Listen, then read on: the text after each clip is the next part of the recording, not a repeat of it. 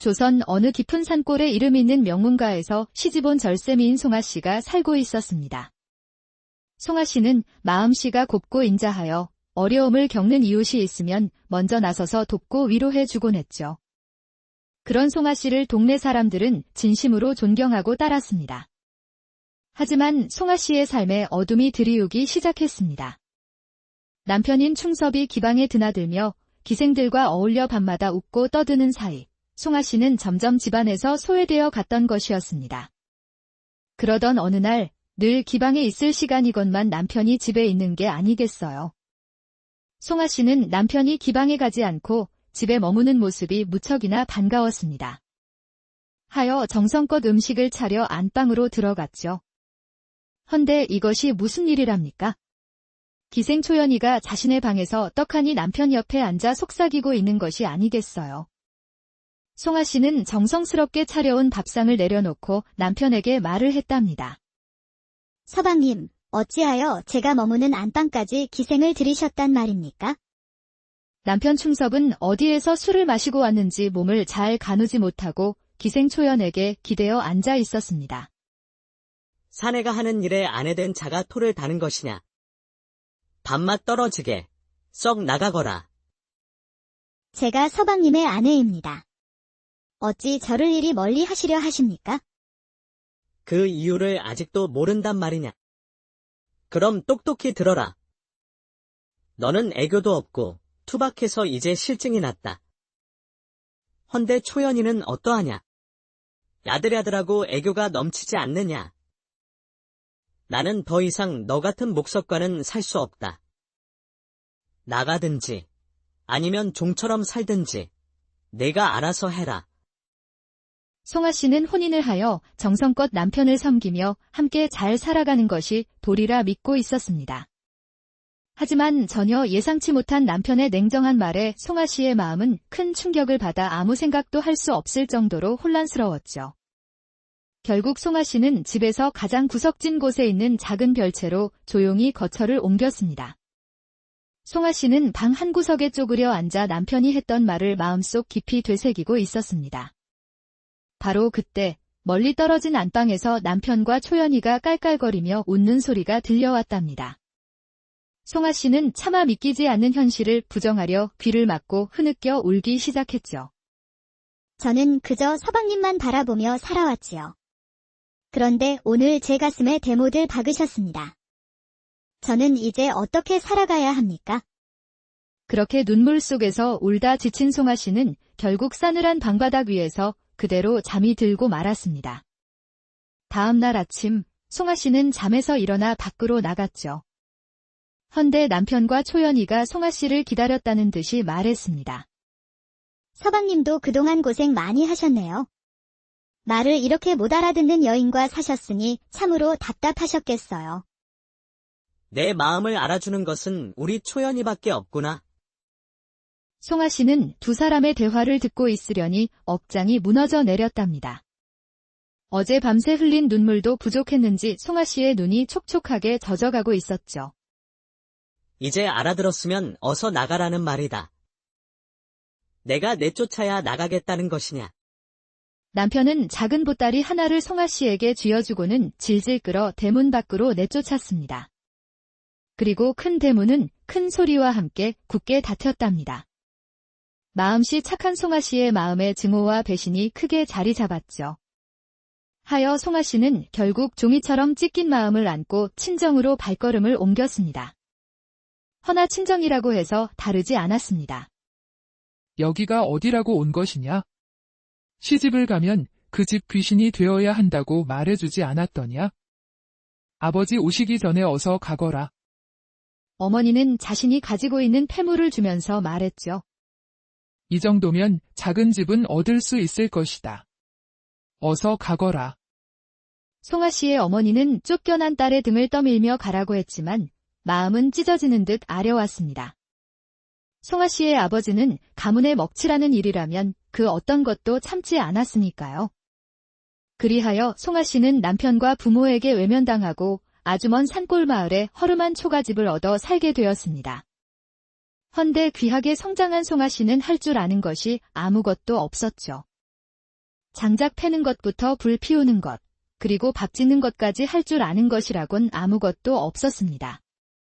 그리하여 송아 씨는 모든 것이 귀찮아 그대로 찬방바닥에 누워버렸답니다. 하루가 지나고 이틀이 지나도 송아 씨의 굴뚝에서는 연기가 나지 않았습니다. 한편 송아 씨의 집에서 조금 떨어진 옆집 초가집에서는 연기가 나지 않는 굴뚝을 보며 궁금해하는 사람이 있었죠. 바로 덕구와 덕구의 어머니였답니다. 저 집 옆편네는 이슬만 먹고 사는지 굴뚝에 연기 한 번이 나오지 않는구먼. 어머니는 남의 집이 그리도 궁금하나요? 이슬만 먹어도 배가 부른가 봅니다. 이놈아, 이슬만 먹는다고 해서 똥이 나오냐? 먹고 사는 것이 얼마나 중한디. 냅둬요. 배가 고프면 밥해서 먹겠지요. 두 사람은 그렇게 말을 하고는 밭으로 일하러 갔습니다. 한편 송아 씨는 잠을 자고 일어나니 배가 고픈지 뱃속에서 요란한 소리가 났답니다. 큰일이네. 쌀은 있는데 밥을 어떻게 하지? 아무래도 옆집에 가서 도움을 청해야 할 것 같다. 헌데 숫기가 없어 전혀 모르는 사람에게 부탁을 한다는 것은 상상도 못 해본 일이었죠.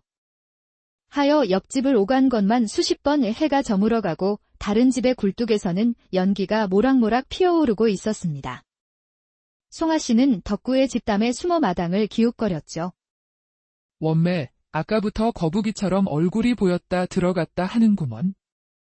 덕구는 장작을 패다가 어머니가 가리키는 곳을 보니 정말이지 송아 씨가 담에 숨어 얼굴만 넣었다 뺐다 하는 것이 아니겠어요. 덕구는 그 모습이 너무 귀여운 나머지 피식 웃었습니다. 덕구 어머니는 송아 씨가 언제쯤 도움을 청할지 지켜보고 있었죠. 헌데 송아 씨는 한숨만 푹푹 쉬며 일어났다 앉았다를 반복했답니다. 원매, 답답하구먼. 저 옆편네 저러는 동안 남들은 밥 다 먹고 자빠져 자고도 남겠네 그려? 덕구 어머니는 더 기다리다가는 화병이 생길 것 같아 먼저 말을 했습니다. 아까부터 담에 숨어있는 아씨, 필요한 것이 있어 오셨다는 거지요. 그러니까 밥을 해서 먹어야 하는데 뗄감도 없고 불도 없다고요. 송아 씨는 자신이 하려는 말을 정확하게 알고 말을 하니 너무 놀랐던 거죠. 하여 고개만 끄덕였답니다. 덕구야, 뭐 하냐. 어서 해드리고 오니라. 어미 이러다 숨 넘어가겠다. 어머니도 그 급한 성질 좀 바꿔야 할 것 같아요. 덕구는 뗄감과 불씨를 챙겨 송아 씨 집으로 갔습니다. 덕구는 솥단지 안을 보니 씻어 놓은 쌀이 없는 것이 아니겠어요. 씻어 놓은 쌀은 어디에 있습니까? 미안하오. 쌀을 씻어본 적이 없소이다. 덕구는 송아 씨를 천천히 바라보았죠. 그리고는 묵묵하게 쌀을 들고 뒷마당 우물로 가서는 쌀 씻는 것을 천천히 보여주었습니다. 송아 씨는 밥을 하려면 알아야 했기에 눈을 동그랗게 뜨고 쳐다보았답니다. 자, 소태쌀을 넣고 손등에 물이 이 정도 오면 물량이 맞는 것이오. 송아 씨는 고개를 끄덕였죠. 덕구는 아주 천천히 자세하게 알려주고 집으로 향했습니다. 왜 이리 늦게 온 것이야? 아주 살림을 차린 줄 알았구먼. 어머니도 못하는 소리가 없어요. 귀하게 자란 분인 듯하네요. 그러면 다 알려줘야 하는 것이요. 지금은 밥만 하고 있었어요. 아이고, 가르칠 것이 한두 가지가 아니겠구먼. 어머니, 가서 오지랖 피우지 마시고 그냥 있는 것이 좋을 것 같아요. 그래도 밥 먹고 살 수는 있게 해줘야 하지 않겠냐? 나는 아들이라도 있지만 저 아씨는 혼자 살아야 하는데 여인 혼자 쉬운 일은 아니지. 덕구는 어머니가 그리 할 것이라는 것을 다 안다는 표정으로 피식 웃었습니다. 그리하여 덕구 어머니는 하루에도 여러 번 송아 씨를 데리고 다니며 알려주기 바빴답니다. 그렇게 한 달을 하고 나니 제법 뗄감도 밥도 반찬도 만드는데 무리가 없었죠. 정말 고맙소. 덕구 어머니가 아니었다면 내가 어떻게 살고 있을지 상상이 가지 않는구려. 아씨가 무슨 사연으로 여기 홀로 사시는지는 모르겠어요. 허나 먹고 살려고 바삐 움직이다 보면 좋은 날이 오구먼요. 그러니 급할 것이 한 개도 없지요. 항상 마음 편안히 하셔요. 정말 그런 날이 왔으면 좋겠소. 정말이라니까요. 두 사람은 서로의 얼굴을 보고 웃었습니다. 그러던 어느 날 추수가 끝이 나고 바람이 차가운 초겨울이 되었죠. 아씨는 앞으로 무엇을 하며 먹고 사실 건가요? 송아 씨는 생각지도 못한 질문에 넋을 놓고 덕구를 바라보았습니다. 덕구는 예상했다는 듯이 짧은 한숨을 쉬었죠. 아씨가 가지고 계신 폐물이 다 떨어지면 무엇으로 쌀을 사고 반찬을 살 것이오? 송아 씨는 말을 하려고 입을 달싹였지만 어떤 말도 나오지 않았답니다. 그럼 어떻게 해야 하는 것이요? 집신 만드는 것을 가르쳐 드리겠소. 우선 집신을 만들어 장터에서 파는 것부터 시작해 봅시다. 양반인 내가 그 천한 일을 하라는 말이요? 덕구는 송아 씨의 말을 듣고 조금은 화가 났습니다. 먹고 사는 문제의 천한 일, 귀한 일이 어디에 있어요? 일단 먹고 살아야 다음이 있는 것이 아니겠소. 미안하오. 아직도 내가 양반이라 착각하고 있나 보오. 알려주시오. 그리하여 덕구는 송아 씨에게 집신 만드는 것을 가르쳐 주었답니다. 헌데 고운 손에 피가 나고 물집이 생기고 그런 송아 씨의 손을 보니 덕구의 마음이 찡해왔습니다. 더 이상은 못하겠소이다. 손이 너무 아프오. 덕구는 송아 씨의 손을 잡고 피를 닦아주며 말했죠. 나한테 시집 오겠소. 배불리 밥 먹여주고든 따뜻하게 해줄 수는 있소. 송아 씨는 생각지도 못한 덕구의 말에 화들짝 놀라며 손을 뺐습니다. 덕구는 다시 정색을 하며 말했답니다. 이제 정신이 드십니까? 아씨가 살았던 것처럼 사시려면 이 아픔 정도는 참아내야 한다는 것을 아셔야 합니다. 송아 씨는 더 이상 불평도 없이 천천히 집신을 만들기 시작을 했죠. 덕구는 송아 씨의 자그마한 고운 손이 상처로 가득하여 가슴이 아팠답니다. 이렇게 독하게 살지 않으면 세상 혼자 살기 힘듭니다. 제가 이렇게 독하게 한다고 너무 싫어하지는 않았으면 좋겠소만. 덕구는 내심 송아 씨에게 미움을 받는 것은 싫었습니다. 허나 자신이 독하게 대하지 않는다면 송아 씨가 혼자 살아가는데 힘이 들 것이 분명했기에 쓰린 가슴을 다잡고 독하게 할 수밖에 없었죠. 그렇게 한 달이라는 시간이 지나고 송아 씨의 집신 만드는 솜씨는 그 누구도 흉내를 낼 수가 없었습니다. 어린아이 집신에는 또 하나의 끈을 넣어 집신이 커도 벗어지지 않게 만들었으며 여인의 집신은 여인의 발이 작게 보이게 꼼꼼하고 촘촘하게 만들었고 사내들 집신은 아주 튼튼하게 만들었죠. 그렇게 만든 집신은 장터에서 인기가 많아 가지고 간 집신은 놓이기 전에 다 팔렸으며 집신을 못 산 사람들은 주문을 해놓기도 했답니다. 그렇게 찾는 손님이 많아지면서 송아 씨는 돈을 많이 벌게 되었습니다. 허나 송아 씨는 지금 버는 돈만으로 만족하지 못했죠. 하여 잠을 줄여가며 일을 했답니다. 아씨가 무언가를 착각하는 것 같아요. 무슨 소리요?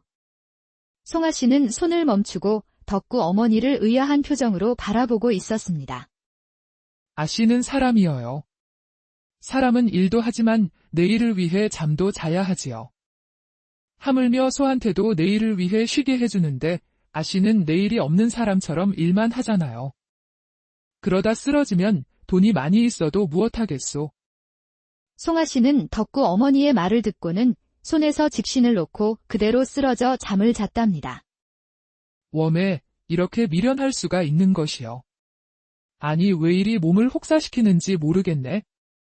덕구 어머니는 힘겹게 자고 있는 송아 씨에게 이불을 덮어주었습니다.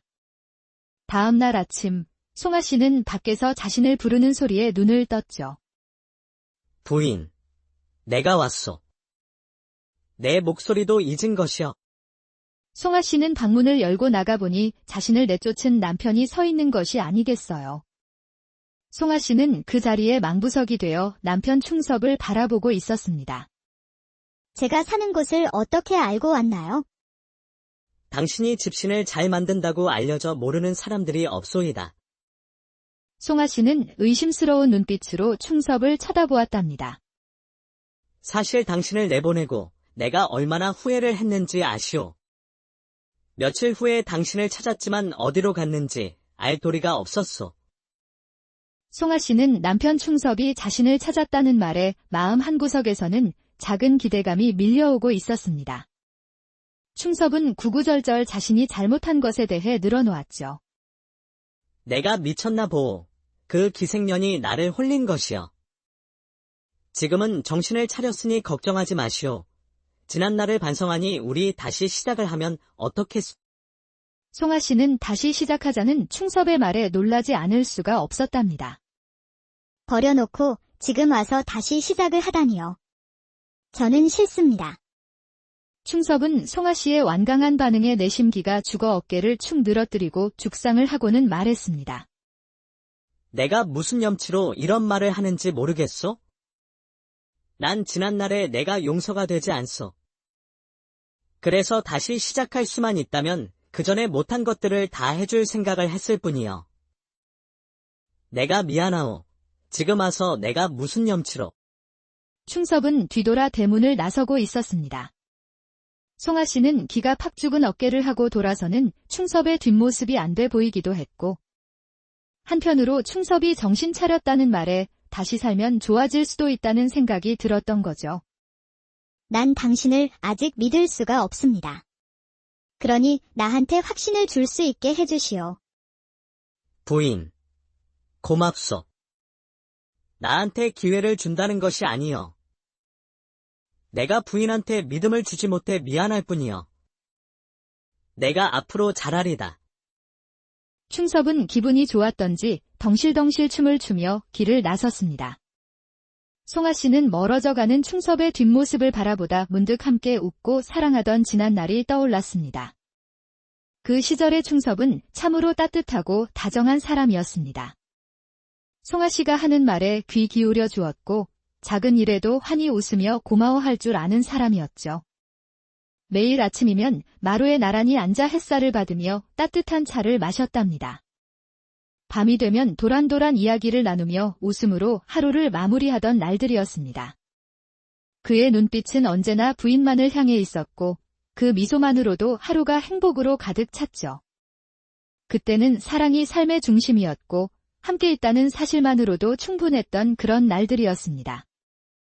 헌데 어느 날부터인가 충섭은 집에 머무는 시간보다는 밖에서 지내는 날들이 많아졌고 함께하는 시간보다는 홀로 밤을 지새우는 날들이 많아졌던 거죠.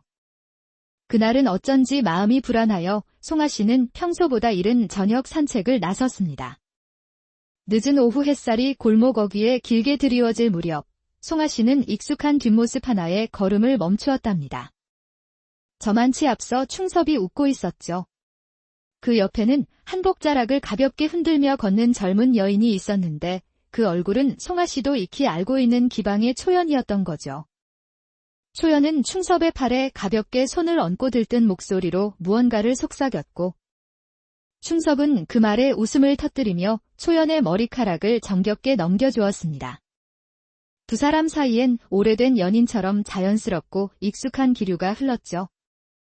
그 모습을 본 송아 씨의 눈은 점점 커졌고 그저 멍하니 두 사람을 바라볼 뿐이었습니다.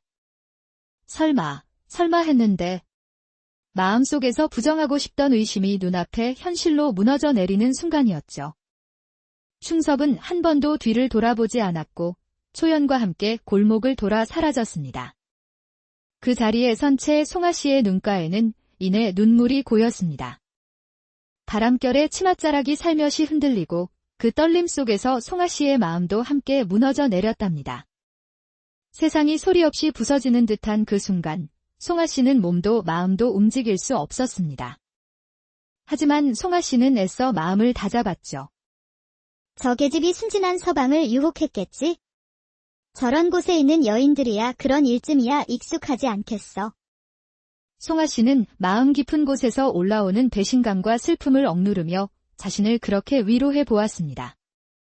충섭이 그럴 리 없다고, 자신이 믿어온 사람이라고, 어쩌면 지금도 흔들리는 마음 한구석에 자신을 찾을지도 모른다고. 그렇게 생각하며 한 가닥 남은 희망을 붙들었습니다. 사실 송아 씨에겐 혼인을 하며 가슴에 품었던 소담한 꿈이 하나 있었답니다. 자식들을 하나둘 다 혼인시키고 나이가 들어서는 늙은 남편과 손을 잡고 동네 길을 걸으며 산책하는 거였죠. 따뜻한 햇살 아래 소소한 대화를 나누며 웃는 평범하지만 평온한 하루하루가 송아 씨의 바람이었습니다. 그 꿈이 이제는 산산조각이 나버렸지만 혹시라도, 정말 혹시라도 다시 붙들 수만 있다면? 그 생각이 들자 송아 씨는 그 꿈을 완전히 놓을 수가 없었던 거죠. 며칠 동안 송아 씨의 머릿속은 온통 충섭과 초연의 모습, 그리고 흩어진 꿈으로 뒤엉켜 있었습니다. 가슴이 먹먹하고 머리가 지끈거리도록 괴로웠지만 송아 씨는 충섭을 미워하지 않으려 애썼습니다. 그저 한순간의 유혹에 흔들렸을 뿐이라 믿고 싶었습니다. 그 믿음이 남은 삶을 지탱해줄 마지막 희망 같았으니까요. 그날 늦은 저녁이었습니다. 아씨는 무슨 생각을 하시기에 제가 불러도 대답을 하지 않는 건가요? 사실 며칠 전에 남편 충섭이 다시 시작하고 싶다고 하더구나. 아씨, 그 말을 믿는 것은 아니겠지. 한 번 속인 사람은 2번, 3번 속이는 것은 쉽습니다. 헌데 한 번 배신한 사람을 믿다니요. 절대 믿으면 안 됩니다. 송아 씨는 무조건 믿지 말라는 덕구가 야속했습니다. 이 문제는 내 문제요. 그러니 덕구는 신경 쓰지 마시오. 그동안 모든 것을 덕구와 상의한 송아 씨가 저렇게 선을 긋고 화를 내니 덕구는 송아 씨가 그리 야속할 수가 없었죠. 하여 더는 말할 수가 없었답니다. 하지만 덕구 눈에는 송아 씨가 위태로워 보였습니다. 세상 물정 모르는 착하고 착한 송아 씨는 모든 사람들이 자신만 같다고 생각하는 듯 했답니다. 모든 사람들 머리에는 주판이 하나씩 있다는 것을 송아 씨는 몰랐던 거죠. 하여 덕구는 송아 씨의 머리에 있는 환상을 확실하게 깨줘야겠다고 생각이 들어 하나의 계략을 펼쳤습니다. 덕구는 송아 씨를 데리고 작은 호수가 아름다운 곳에 갔답니다. 이곳에 왜 온 것이요? 사람이 매일 일만 하며 살 수가 있어. 이렇게 아름다운 경치도 보고 마음의 여유를 찾는 것도 좋은 것이요. 그리고 이곳에 한 사람을 초대했지요. 제가 아는 사람입니까? 잘 아는 사람은 아니오. 허나 오늘 잘 알게 될 것이요. 송아 씨는 시선을 돌려 아름다운 호수를 보았습니다. 호수에서 두 연인이 작은 돛단배를 타고 물놀이를 하는 것이 아니겠어요. 송아 씨는 아름다운 경치 속에서 돛단배를 보니 그 모습이 어찌나 아름답던지 남편과 다시 시작을 하면 이곳에 와서 돛단배를 꼭 타보리라 마음먹고 있었습니다. 그런데 그때 돛단배에서 익숙한 목소리가 들리는 것이 아니겠어요. 돛에 가려 얼굴이 보이지 않았고 송아 씨는 설마 하는 마음으로 가늘게 눈을 뜨고 돛단배에 있는 사내의 얼굴이 보이기만을 기다렸죠. 헌데 이것이 무슨 일이랍니까? 그 돛단배 위의 연인은 바로 남편 충섭과 기생 초연이었던 거죠. 초연아, 조금만 기다리고 있거라. 전에 너한테 해준 것처럼 호강을 시켜줄 테니? 전 부인이 아주 부자가 되었더구나. 오늘 가서 조금만 유혹을 하면 순진한 사람이라 바로 넘어올 것이다. 그리 되면 나 버리는 것 아니에요? 너는 내 영원한 부인이다. 어찌 내가 너를 버릴 수 있겠느냐? 충섭은 이상하게 뒤통수가 찌릿했던 거죠. 하여 머리를 돌려 뒤를 보니 송아 씨가 노려보고 있는 것이 아니겠어요. 아닙니다, 부인. 내 말은 다 오해예요. 가지 마시오. 충섭은 배 위에서 허우적거리다 그만 초연과 함께 연못에 풍덩 빠졌답니다. 부인, 내 얘기를 듣고 가시오. 그럼 내 뱃속의 아이는 어찌하라고요? 부자로 떵떵거리며 살게 해준다고 했잖아요. 그래, 우리 아기는 잘 키워야지. 그러니 걱정하지 말 거라, 초연아. 충섭은 초연의 표정을 살피며 말했습니다. 그동안 내가 준 돈들 다 쓰지는 않았겠지. 지금 그것을 말이라고 해요. 초연아, 소리치지 말 거라. 뱃속에 있는 아기가 놀라면 어찌하려고 하느냐. 혹시나 하고 물어본 것이다. 주변에 있던 사람들은 물에 빠져 생쥐꼴을 하고는 티격태격하는 모습에 정신없이 웃었습니다. 덕구는 아무 말 없이 걷기만 하는 송아 씨의 슬픈 그림자를 따라 쫓아갔죠. 얼마나 걸었을까? 송아 씨의 눈에서는 폭포수 같은 눈물이 흐르고 있었죠. 나한테 보여주려고 이런 일을 하신 겁니까? 덕구는 충섭이 어떤 자인지 확인만 시켜주려고 했던 것뿐인데 송아 씨가 이렇게 상처받을 거라고는 생각을 하지 못했답니다. 미안하오. 내가 생각이 짧았소. 이제 나한테는 작은 꿈조차도 사라졌습니다. 그 작은 꿈으로 지금까지 버티며 살고 있었는데 이제 끝났소이다. 덕구는 송아 씨의 소리에 화가 머리끝까지 났답니다. 삶의 끝이 그리 쉽게 오는 줄 아시오. 그리고 아씨의 작은 꿈이 무엇입니까? 그 작은 꿈, 저하고 하면 아니 되는 겁니까? 송아 씨는 덕구의 말에 고개를 들어 덕구를 쳐다보았습니다. 그 말은 무슨 뜻이요? 내가 같이 해주겠다는 말이요. 그 작은 꿈이 무엇인지는 알고 말하시는 건가요? 무엇이든 내가 해주겠소. 송아 씨는 어이없다는 미소를 짓고는 말했습니다. 덕구는 나한테 많은 것을 해주었으면서 또 무언가를 더 해주지 못해 안다리오. 난 그것이 좋소. 그러니 그 작은 꿈도 말해보시오. 내가 같이 해줄 테니. 자녀들을 다 혼인시킨 후 늙은 남편과 손을 잡고 산과 들을 다니며 하루를 보내는 것이요. 잘 알지도 못하면서 무조건 해준다니? 덕구는 걷는 것을 멈추고 송아 씨를 쳐다보았습니다. 그리고 그것, 나와 함께 하시오. 네. 덕구 어머니한테 혼이 나려고 하는 것이요. 절대 말을 하지 마시오. 수박 맞은 여인이 며느리가 된다면 누가 좋아라 할 어머니가 어디에 있겠소. 난 지금처럼 덕구 어머니하고 잘 지내고 싶소이다. 그럼 알겠소. 어머니와 잘 지낼 수 있게 하면 되는 것이지요. 송아 씨는 덕구의 표정을 보니 왠지 불안한 기분이 들었답니다. 그날 늦은 오후, 남편 충섭은 덕구에게 찾아갔습니다. 내 놈이 일부러 나한테 호수에서 돛담배를 타게 만들었구나. 아이고, 나리께서 기생을 데리고 올 줄은 저도 몰랐지요. 아씨하고 잘해본다고 하셔서 아씨와 나리께서 재회할 수 있게 자리를 마련한 것인데 그 돛담배에 기생년을 태울 줄이야. 이놈이 나를 능멸하는 것이냐. 내가 돈이 없다고 나를 무시하는구나. 덕구는 가치가 없다고 생각하고는 충섭의 말에 귀 기울이지 않았답니다. 그런데 그때 송아 씨가 덕구 어머니와 마당으로 들어오는 것이 아니겠어요. 송아 씨의 단호한 표정은 살얼음처럼 차갑게 보였습니다. 남편 충섭도 부인의 차가운 얼굴에 눈치를 보며 말했죠. 부인, 오해라오. 그날은 그 초연이가 배를 타고 싶다고 해서 어쩔 수 없이 태워준 것뿐이요. 그건 우연이란 말이요. 당신 눈에는 내가 아직도 바보로 보이나 봅니다. 참으로 어리석은 사람입니다. 사람은 고쳐 쓰는 것이 아니라는 어른들 말씀이 딱 당신을 두고 하는 말 같소? 앞으로 내 앞에 나타나지 마시오. 덕구 어머니는 옆에서 듣다가 충섭이 누구인지 직감하고는 말했답니다. 우리 아씨, 잘하신다. 맞구먼요. 사람을 왜 고쳤어요? 새 것도 많은디. 너는 누구인데 불난 집에 부채질하는 것이냐? 연병, 우리 집에는 꽃이 환하게 폈는데 나리 집에는 불이 나서 어째요? 어서 가셔서 부지런히 불을 끄셔야지요. 충섭은 약이 바짝 올라 투덜거리며 집으로 향했습니다. 덕구 어머니는 부엌에서 소금 한 사발을 가지고 나와서 충섭이 지나간 자리에 소금을 시원하게 뿌렸답니다. 다음 날 늦은 저녁이었습니다. 저는 더 이상 어미 노릇은 못하겠구먼요. 도련님, 저 말리지 말아요. 우리 도련님이 어디가 어때서 송아 씨는 자꾸 퇴짜를 놓는지 모르겠네요.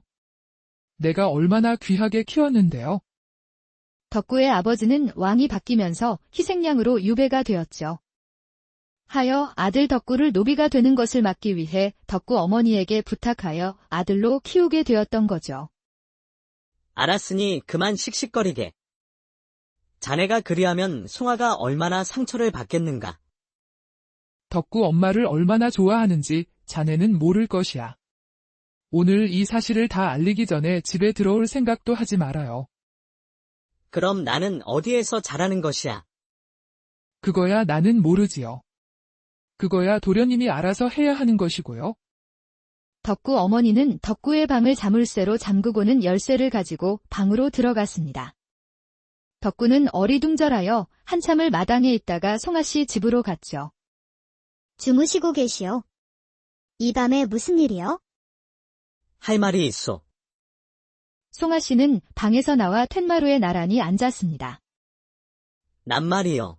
평민이 아니여. 내 이름은 김유빈이여. 송아씨는 생각지도 못한 덕구의 말에 눈을 동그랗게 뜨고 덕구를 쳐다보았죠. 아버지께서 지금 유배 중이시오. 나라의 잘못을 했다기보다는 희생양이 되셨다고 설명하는 것이 맞을 것 같소. 하연한 노비 신세를 피하기 위해 덕구 어머니의 아들로 살고 있소이다. 그러니 송아의 작은 꿈, 내가 함께 해줄 수 있소. 송아씨는 덕구의 신분을 알게 되어 놀랍기도 했고 한결같은 덕구의 마음에 심장이 콩닥콩닥 뛰었답니다. 그런데 그때 덕구 어머니의 우렁찬 목소리가 들렸습니다. 아씨, 오늘 도련님 잘 방이 없구먼요. 그러니 이 추운 날 입 돌아가게 밖에다 재우지 마시고 따뜻한 방에서 재워주셔요. 두 사람은 덕구 어머니의 말에 온몸이 경직되어 마주보고 있었답니다. 귀한 도련님을 입 돌아가게 하면 아니 되지요. 어서 방으로 들어오시지요. 덕구는 슬금슬금 방으로 들어갔고 두 사람의 대화는 더 이상 없었습니다. 다만 몸의 대화만 있을 뿐이었죠. 다음 날 아침, 덕구 어머니는 아침 일찍 덕구가 집으로 들어오는 것을 보고는 말했답니다. 얼굴이 돌아간 것도 없이 멀쩡한 것을 보니 방에서 재워졌나 보네요. 덕구 엄마, 너무 놀리지 마시게. 도련님 놀리는 재미로 사는데 어떻게 해요? 송아씨는 두 사람의 티격태격하는 모습에 너무 행복하여 한바구음이 저절로 지어졌답니다. 그리하여 송아씨, 조선 어느 깊은 산골에 이름 있는 명문가에서 시집온 절세미인 송아씨가 살고 있었습니다. 송아씨는 마음씨가 곱고 인자하여 어려움을 겪는 이웃이 있으면 먼저 나서서 돕고 위로해 주곤 했죠. 그런 송아씨를 동네 사람들은 진심으로 존경하고 따랐습니다. 하지만 송아씨의 삶에 어둠이 들이우기 시작했습니다. 남편인 충섭이 기방에 드나들며 기생들과 어울려 밤마다 웃고 떠드는 사이 송아씨는 점점 집안에서 소외되어 갔던 것이었습니다. 그러던 어느 날 늘 기방에 있을 시간이건만 남편이 집에 있는 게 아니겠어요. 송아씨는 남편이 기방에 가지 않고 집에 머무는 모습이 무척이나 반가웠습니다. 하여 정성껏 음식을 차려 안방으로 들어갔죠. 헌데 이것이 무슨 일이랍니까?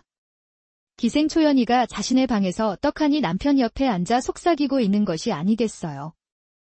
송아씨는 정성스럽게 차려온 밥상을 내려놓고 남편에게 말을 했답니다. 서방님, 어찌하여 제가 머무는 안방까지 기생을 들이셨단 말입니까? 남편 충섭은 어디에서 술을 마시고 왔는지 몸을 잘 가누지 못하고 기생초연에게 기대어 앉아 있었습니다. 사내가 하는 일에 아내된 자가 토를 다는 것이냐. 밥맛 떨어지게 썩 나가거라. 제가 서방님의 아내입니다. 어찌 저를 이리 멀리 하시려 하십니까? 그 이유를 아직도 모른단 말이냐. 그럼 똑똑히 들어라. 너는 애교도 없고 투박해서 이제 실증이 났다. 헌데 초연이는 어떠하냐? 야들야들하고 애교가 넘치지 않느냐? 나는 더 이상 너 같은 목석과는 살 수 없다. 나가든지 아니면 종처럼 살든지 내가 알아서 해라. 송아씨는 혼인을 하여 정성껏 남편을 섬기며 함께 잘 살아가는 것이 도리라 믿고 있었습니다. 하지만 전혀 예상치 못한 남편의 냉정한 말에 송아씨의 마음은 큰 충격을 받아 아무 생각도 할 수 없을 정도로 혼란스러웠죠. 결국 송아씨는 집에서 가장 구석진 곳에 있는 작은 별채로 조용히 거처를 옮겼습니다. 송아 씨는 방 한 구석에 쪼그려 앉아 남편이 했던 말을 마음속 깊이 되새기고 있었습니다. 바로 그때 멀리 떨어진 안방에서 남편과 초연이가 깔깔거리며 웃는 소리가 들려왔답니다. 송아 씨는 차마 믿기지 않는 현실을 부정하려 귀를 막고 흐느껴 울기 시작했죠. 저는 그저 서방님만 바라보며 살아왔지요.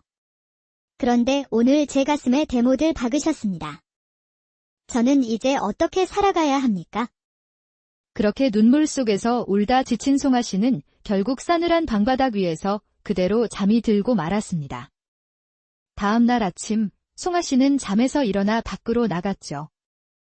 헌데 남편과 초연이가 송아 씨를 기다렸다는 듯이 말했습니다. 서방님도 그동안 고생 많이 하셨네요. 말을 이렇게 못 알아듣는 여인과 사셨으니 참으로 답답하셨겠어요.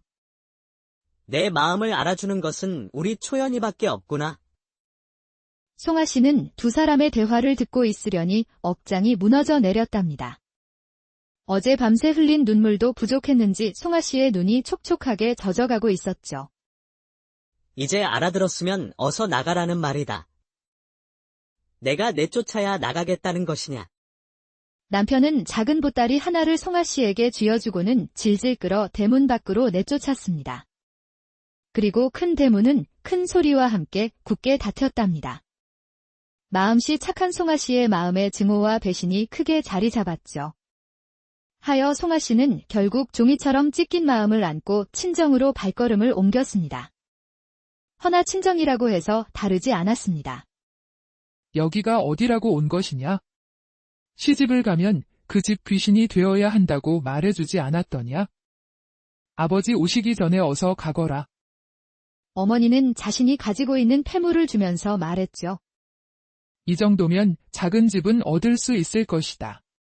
어서 가거라. 송아 씨의 어머니는 쫓겨난 딸의 등을 떠밀며 가라고 했지만 마음은 찢어지는 듯 아려왔습니다. 송아 씨의 아버지는 가문의 먹칠하는 일이라면 그 어떤 것도 참지 않았으니까요. 그리하여 송아 씨는 남편과 부모에게 외면당하고 아주 먼 산골 마을에 허름한 초가집을 얻어 살게 되었습니다. 헌데 귀하게 성장한 송아 씨는 할 줄 아는 것이 아무것도 없었죠. 장작 패는 것부터 불 피우는 것, 그리고 밥 짓는 것까지 할 줄 아는 것이라곤 아무것도 없었습니다. 그리하여 송아 씨는 모든 것이 귀찮아 그대로 찬방바닥에 누워버렸답니다. 하루가 지나고 이틀이 지나도 송아 씨의 굴뚝에서는 연기가 나지 않았습니다. 한편 송아 씨의 집에서 조금 떨어진 옆집 초가집에서는 연기가 나지 않는 굴뚝을 보며 궁금해하는 사람이 있었죠. 바로 덕구와 덕구의 어머니였답니다. 저 집 옆편네는 이슬만 먹고 사는지 굴뚝에 연기 한 번이 나오지 않는구먼. 어머니는 남의 집이 그리도 궁금하나요? 이슬만 먹어도 배가 부른가 봅니다. 이놈아, 이슬만 먹는다고 해서 똥이 나오냐? 먹고 사는 것이 얼마나 중한디. 냅둬요. 배가 고프면 밥해서 먹겠지요. 두 사람은 그렇게 말을 하고는 밭으로 일하러 갔습니다. 한편 송아 씨는 잠을 자고 일어나니 배가 고픈지 뱃속에서 요란한 소리가 났답니다. 큰일이네. 쌀은 있는데 밥을 어떻게 하지? 아무래도 옆집에 가서 도움을 청해야 할 것 같다. 헌데 숫기가 없어 전혀 모르는 사람에게 부탁을 한다는 것은 상상도 못 해본 일이었죠. 하여 옆집을 오간 것만 수십 번 해가 저물어가고 다른 집의 굴뚝에서는 연기가 모락모락 피어오르고 있었습니다. 송아 씨는 덕구의 집담에 숨어 마당을 기웃거렸죠. 원매, 아까부터 거북이처럼 얼굴이 보였다 들어갔다 하는구먼. 덕구는 장작을 패다가 어머니가 가리키는 곳을 보니 정말이지 송아 씨가 담에 숨어 얼굴만 넣었다 뺐다 하는 것이 아니겠어요. 덕구는 그 모습이 너무 귀여운 나머지 피식 웃었습니다. 덕구 어머니는 송아 씨가 언제쯤 도움을 청할지 지켜보고 있었죠. 헌데 송아 씨는 한숨만 푹푹 쉬며 일어났다 앉았다를 반복했답니다. 원매, 답답하구먼. 저 옆편네 저러는 동안 남들은 밥 다 먹고 자빠져 자고도 남겠네 그려? 덕구 어머니는 더 기다리다가는 화병이 생길 것 같아 먼저 말을 했습니다. 아까부터 담에 숨어있는 아씨, 필요한 것이 있어 오셨다는 거지요. 그러니까 밥을 해서 먹어야 하는데 뗄감도 없고 불도 없다고요.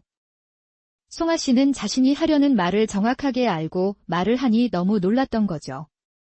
하여 고개만 끄덕였답니다. 덕구야, 뭐 하냐.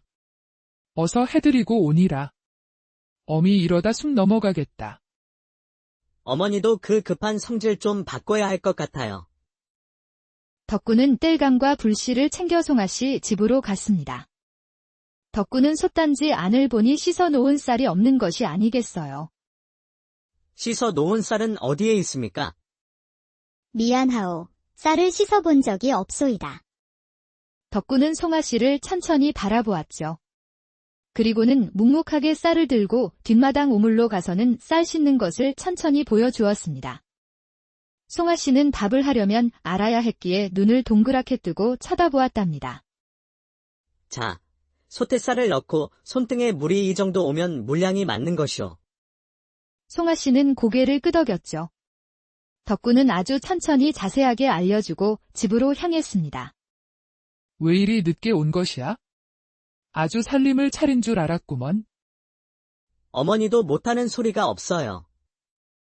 귀하게 자란 분인 듯하네요. 그러면 다 알려줘야 하는 것이요. 지금은 밥만 하고 있었어요. 아이고, 가르칠 것이 한두 가지가 아니겠구먼. 어머니, 가서 오지랖 피우지 마시고 그냥 있는 것이 좋을 것 같아요. 그래도 밥 먹고 살 수는 있게 해줘야 하지 않겠냐?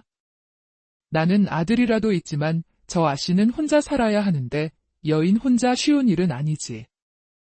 덕구는 어머니가 그리 할 것이라는 것을 다 안다는 표정으로 피식 웃었습니다. 그리하여 덕구 어머니는 하루에도 여러 번 송아 씨를 데리고 다니며 알려주기 바빴답니다. 그렇게 한 달을 하고 나니 제법 뗄감도 밥도 반찬도 만드는데 무리가 없었죠. 정말 고맙소. 덕구 어머니가 아니었다면 내가 어떻게 살고 있을지 상상이 가지 않는구려. 아씨가 무슨 사연으로 여기 홀로 사시는지는 모르겠어요. 허나 먹고 살려고 바삐 움직이다 보면 좋은 날이 오구먼요. 그러니 급할 것이 한 개도 없지요. 항상 마음 편안히 하셔요. 정말 그런 날이 왔으면 좋겠소. 정말이라니까요. 두 사람은 서로의 얼굴을 보고 웃었습니다. 그러던 어느 날 추수가 끝이 나고 바람이 차가운 초겨울이 되었죠. 아씨는 앞으로 무엇을 하며 먹고 사실 건가요? 송아 씨는 생각지도 못한 질문에 넋을 놓고 덕구를 바라보았습니다. 덕구는 예상했다는 듯이 짧은 한숨을 쉬었죠. 아씨가 가지고 계신 폐물이 다 떨어지면 무엇으로 쌀을 사고 반찬을 살 것이오? 송아 씨는 말을 하려고 입을 달싹였지만 어떤 말도 나오지 않았답니다. 그럼 어떻게 해야 하는 것이요? 집신 만드는 것을 가르쳐 드리겠소. 우선 집신을 만들어 장터에서 파는 것부터 시작해 봅시다. 양반인 내가 그 천한 일을 하라는 말이요? 덕구는 송아 씨의 말을 듣고 조금은 화가 났습니다. 먹고 사는 문제의 천한 일, 귀한 일이 어디에 있어요? 일단 먹고 살아야 다음이 있는 것이 아니겠소. 미안하오. 아직도 내가 양반이라 착각하고 있나보. 알려주시오. 그리하여 덕구는 송아 씨에게 집신 만드는 것을 가르쳐 주었답니다. 헌데 고운 손에 피가 나고 물집이 생기고 그런 송아 씨의 손을 보니 덕구의 마음이 찡해왔습니다. 더 이상은 못하겠소이다. 손이 너무 아프오. 덕구는 송아 씨의 손을 잡고 피를 닦아주며 말했죠. 나한테 시집 오겠소. 배불리 밥 먹여주고든 따뜻하게 해줄 수는 있어. 송아 씨는 생각지도 못한 덕구의 말에 화들짝 놀라며 손을 뺐습니다. 덕구는 다시 정색을 하며 말했답니다. 이제 정신이 드십니까? 아씨가 살았던 것처럼 사시려면 이 아픔 정도는 참아내야 한다는 것을 아셔야 합니다. 송아 씨는 더 이상 불평도 없이 천천히 집신을 만들기 시작을 했죠. 덕구는 송아 씨의 자그마한 고운 손이 상처로 가득하여 가슴이 아팠답니다. 이렇게 독하게 살지 않으면 세상 혼자 살기 힘듭니다. 제가 이렇게 독하게 한다고 너무 싫어하지는 않았으면 좋겠소만. 덕구는 내심 송아 씨에게 미움을 받는 것은 싫었습니다. 허나 자신이 독하게 대하지 않는다면 송아 씨가 혼자 살아가는데 힘이 들 것이 분명했기에 쓰린 가슴을 다잡고 독하게 할 수밖에 없었죠. 그렇게 한 달이라는 시간이 지나고 송아 씨의 집신 만드는 솜씨는 그 누구도 흉내를 낼 수가 없었습니다. 어린아이 집신에는 또 하나의 끈을 넣어 집신이 커도 벗어지지 않게 만들었으며 여인의 집신은 여인의 발이 작게 보이게 꼼꼼하고 촘촘하게 만들었고 사내들 집신은 아주 튼튼하게 만들었죠. 그렇게 만든 집신은 장터에서 인기가 많아 가지고 간 집신은 놓이기 전에 다 팔렸으며 집신을 못 산 사람들은 주문을 해놓기도 했답니다. 그렇게 찾는 손님이 많아지면서 송아 씨는 돈을 많이 벌게 되었습니다. 허나 송아 씨는 지금 버는 돈만으로 만족하지 못했죠. 하여 잠을 줄여가며 일을 했답니다. 아씨가 무언가를 착각하는 것 같아요. 무슨 소리요? 송아 씨는 손을 멈추고 덕구 어머니를 의아한 표정으로 바라보고 있었습니다. 아씨는 사람이어요. 사람은 일도 하지만 내일을 위해 잠도 자야 하지요. 하물며 소한테도 내일을 위해 쉬게 해주는데 아씨는 내일이 없는 사람처럼 일만 하잖아요. 그러다 쓰러지면 돈이 많이 있어도 무엇하겠소. 송아 씨는 덕구 어머니의 말을 듣고는 손에서 집신을 놓고 그대로 쓰러져 잠을 잤답니다. 웜에 이렇게 미련할 수가 있는 것이요. 아니 왜 이리 몸을 혹사시키는지 모르겠네. 덕구 어머니는 힘겹게 자고 있는 송아 씨에게 이불을 덮어주었습니다. 다음 날 아침, 송아 씨는 밖에서 자신을 부르는 소리에 눈을 떴죠. 부인, 내가 왔소. 내 목소리도 잊은 것이여. 송아 씨는 방문을 열고 나가보니 자신을 내쫓은 남편이 서 있는 것이 아니겠어요. 송아 씨는 그 자리에 망부석이 되어 남편 충섭을 바라보고 있었습니다. 제가 사는 곳을 어떻게 알고 왔나요? 당신이 집신을 잘 만든다고 알려져 모르는 사람들이 없소이다. 송아 씨는 의심스러운 눈빛으로 충섭을 쳐다보았답니다. 사실 당신을 내보내고 내가 얼마나 후회를 했는지 아시오. 며칠 후에 당신을 찾았지만 어디로 갔는지 알 도리가 없었소. 송아 씨는 남편 충섭이 자신을 찾았다는 말에 마음 한구석에서는 작은 기대감이 밀려오고 있었습니다. 충섭은 구구절절 자신이 잘못한 것에 대해 늘어놓았죠. 내가 미쳤나 보오. 그 기생년이 나를 홀린 것이여. 지금은 정신을 차렸으니 걱정하지 마시오. 지난날을 반성하니 우리 다시 시작을 하면 어떻겠소? 송아 씨는 다시 시작하자는 충섭의 말에 놀라지 않을 수가 없었답니다. 버려놓고 지금 와서 다시 시작을 하다니요. 저는 싫습니다. 충섭은 송아 씨의 완강한 반응에 내심기가 죽어 어깨를 축 늘어뜨리고 죽상을 하고는 말했습니다. 내가 무슨 염치로 이런 말을 하는지 모르겠소? 난 지난날에 내가 용서가 되지 않소. 그래서 다시 시작할 수만 있다면 그 전에 못한 것들을 다 해줄 생각을 했을 뿐이요. 내가 미안하오. 지금 와서 내가 무슨 염치로. 충섭은 뒤돌아 대문을 나서고 있었습니다. 송아 씨는 기가 팍 죽은 어깨를 하고 돌아서는 충섭의 뒷모습이 안 돼 보이기도 했고 한편으로 충섭이 정신 차렸다는 말에 다시 살면 좋아질 수도 있다는 생각이 들었던 거죠.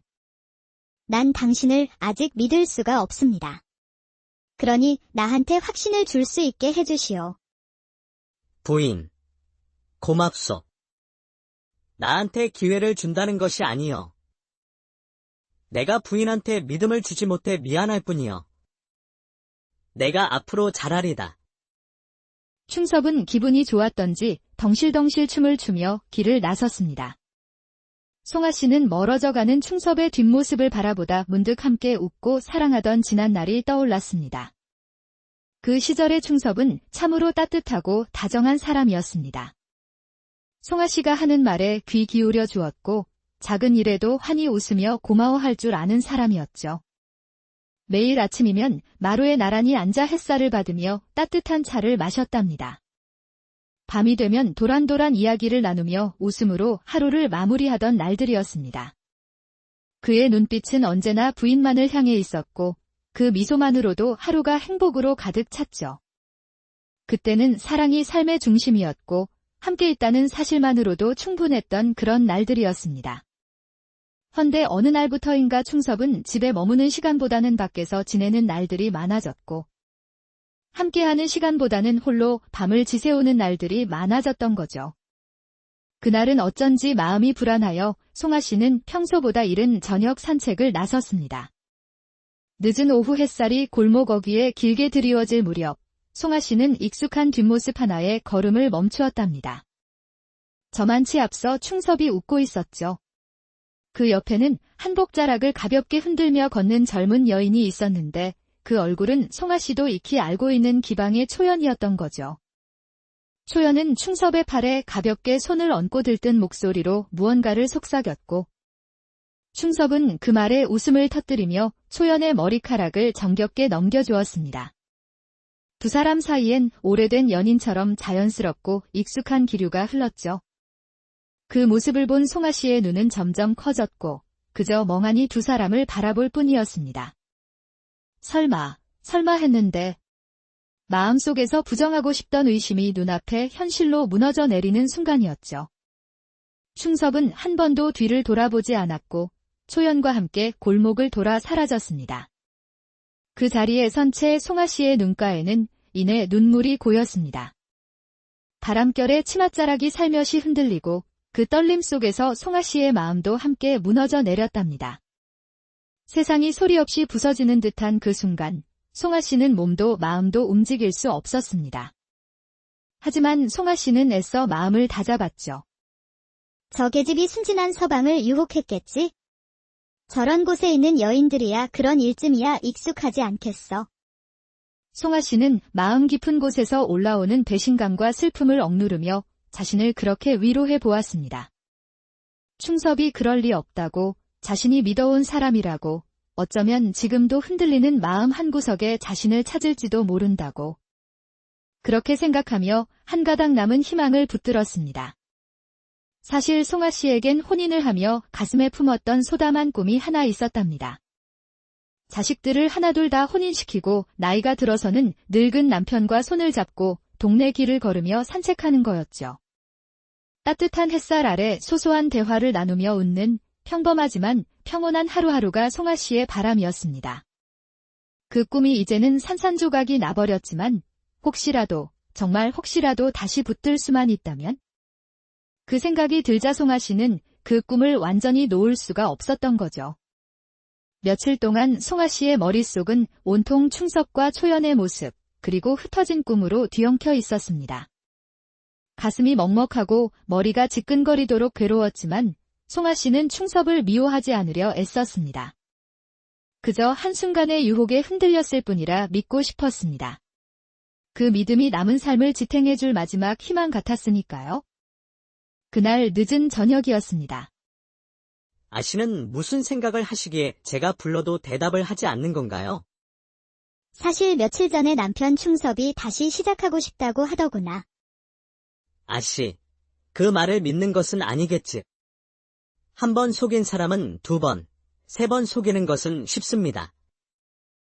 헌데 한 번 배신한 사람을 믿다니요.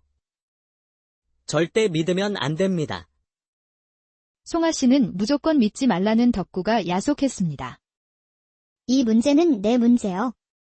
그러니 덕구는 신경 쓰지 마시오. 그동안 모든 것을 덕구와 상의한 송아 씨가 저렇게 선을 긋고 화를 내니 덕구는 송아 씨가 그리 야속할 수가 없었죠.